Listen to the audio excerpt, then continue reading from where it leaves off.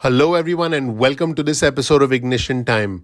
In this episode, I'm going to cover a Fox News correspondent and Republicans being humiliated by the White House and CNN over $300 a week over the battle to end $300 a week and their antics over the election law, the restrictive voting bills that are now being pushed by the Republicans. We'll also cover some important matters pertaining to mental health, which is a taboo subject, which is something that's not really covered, not really talked about out in the open. And we'll talk about some new conspiracy theories about vaccines that are being addressed head on by the White House. Let's start by taking a look at the Fox News correspondent Peter Doocy, who you will not see in this clip, but he asked the White House press secretary, Jen Psaki, an important question, and her response essentially shut him down, effectively setting him straight. This is what Peter Doocy asked. Is there any thought that some of the worker shortage could be driven by the extra $300 a week in unemployment benefits through September? Basically saying, hey,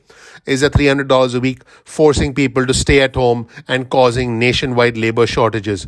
A very succinct and a precise response from the White House press secretary, effectively shutting down the troublemaker, the Fox News correspondent Peter Doocy. Let's watch. COVID cases are way down. You're right. Is there any thought here that some of the worker shortage could be driven by the extra $300 in weekly unemployment benefits through September? I will say, Peter, that our economists and our assessment, and the assessment of many economists out there, is that the largest impact, are on issues related to the pandemic. And yes, you're right that the increased numbers, that's a good sign, it's a positive sign, but it's a 5 to 6 week cycle. So the data that was taken for the May jobs number, the jobs numbers that came out for April and early May, was from early April. That's almost 2 months ago, right? We'll see, we'll have jobs numbers come out on Friday. The vaccination rates are continuing to go up. And in terms of people being fully safe, fully vaccinated, it's going to take some time. And if you thought that was interesting, check out Texas Republican Brian Hughes, who's the lead sponsor of the proposed restrictive voting bill where he and other Republicans want to restrict voting. And he tried to claim that there are, I quote, hundreds of open cases of voter fraud in the state. I have news for you folks. That's nonsense.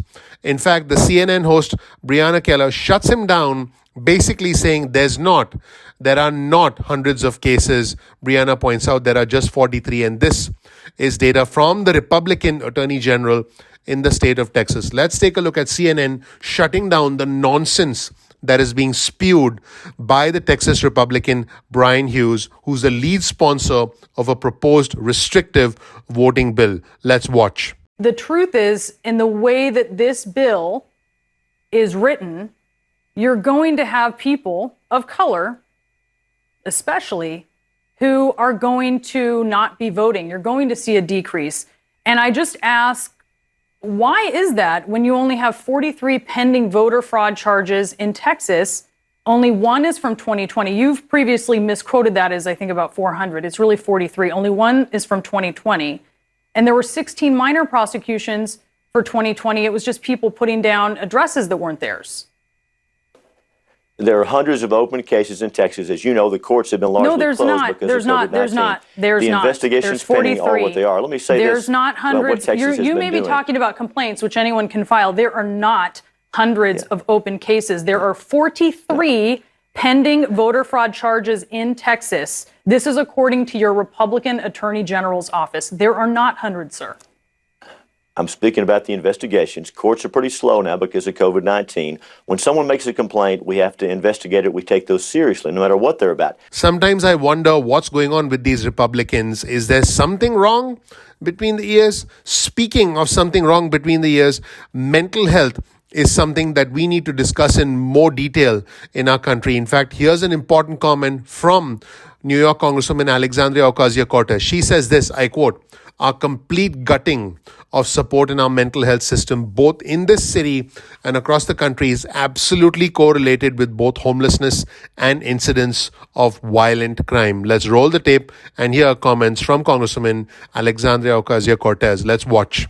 Our complete gutting of support in our mental health system, both in the city and across the country, is absolutely correlated with both homelessness and incidents of violent crime. When you actually open the door to a jail and look at who's inside, an enormous amount of people are dealing with untreated mental health issues.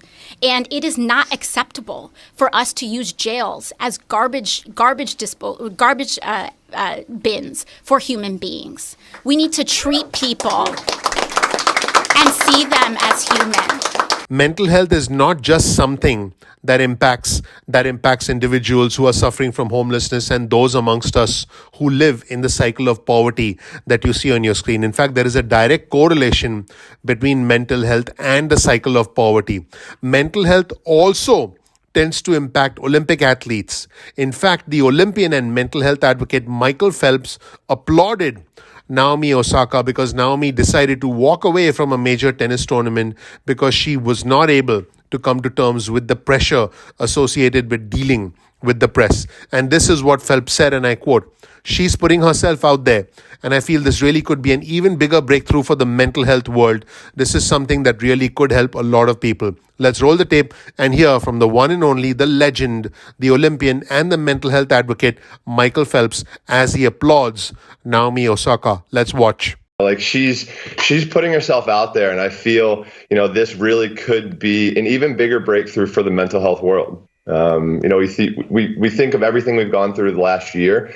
This is something that I think really could help a lot of people. So I was so happy for her to be able to share exactly what she wanted. And it said in the message that she loves playing tennis and she wanted to play tennis. And maybe that helps her feel like her authentic self. So let's shift gears now from bizarre Fox News correspondents and flat out lying Republicans on TV. Let's shift gears from them to the CDC director, Dr. Rochelle Walensky, who actually addressed a TikTok conspiracy theory claiming that COVID vaccines contained a Bluetooth microchip.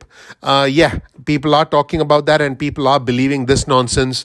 Let's hear from the CDC director who said, I quote, "It's ridiculous. We are not being injected with chips." Pretty unbelievable that we even have to talk about this, but hey, this is where we are because of the nonsense that is emerging from different factions of the Republican Party and from different public officials across the country. Let's take a look at the CDC director. Let's roll the tape and watch. Can you just put that to rest and say how ridiculous it is that we are not being injected with chips? Is what I want. We are not being injected with chips. What we're being injected with is this incredible scientific breakthrough that keeps us safe. Let me know what you think of these bizarre antics from the Fox News correspondent and Republicans who are lying on camera, trying to stir up trouble with their crazy antics and being corrected live in real time on camera. I believe that Jen Psaki did it in a pretty elegant way. And I believe that Breonna Keller was direct and to the point. And I think they did a fantastic job shutting down the nonsense, the shenanigans, the madness that is emerging from the Republicans at this point in time. Please click the like button. Please subscribe. Please enable notifications if you want to appreciate our efforts. A lot of effort goes into the production of these videos, the production quality that you've been accustomed to and that you enjoy, and that will continue. If you want to support our efforts, just take a second, 1 second of your time to click the like button. Please click subscribe and enable notifications if you're not a member of our community yet. Thank you so much for watching. We are looking forward to seeing you in the next episode of Ignition Time. Talk to you soon. Bye-bye.